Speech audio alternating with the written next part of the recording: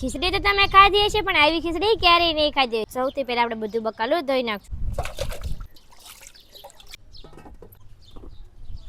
ચણાની દાળ, તુરની દાળ, મસૂરની દાળ, મગની દાળ, સિંગના દાણા, પાણી. દાળ આપણે 2-3 વખત ધોઈ નાખી છે, તો આપણે 10-15 મિનિટ પલાળવા મૂકી દઈએ. બટેટું, રીંગણા, ગાજર, તેલ, બટેટા, રીંગણા, ગાજર, હળદર.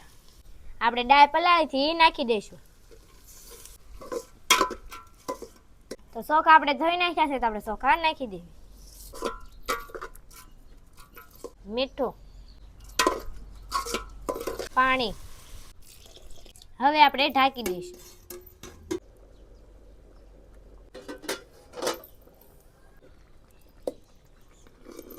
તો ખીચડી સડી ગઈ છે. તો હવે આપણે ખીચડી માટે વઘાર કરી નાખવી. તેલ, તમાલપત્રાનું પાન અને સૂકું મરચું, રાઈ, જીરું, હિંગ, મીઠો લીમડો, લીલા મરચા, ડુંગળી, ટમેટા,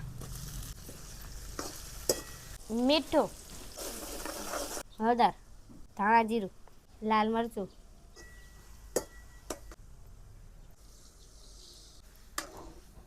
લીંબુનો રસ.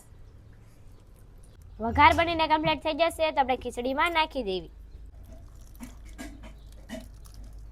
તો હવે આપણે મિક્સ કરી દઈશું.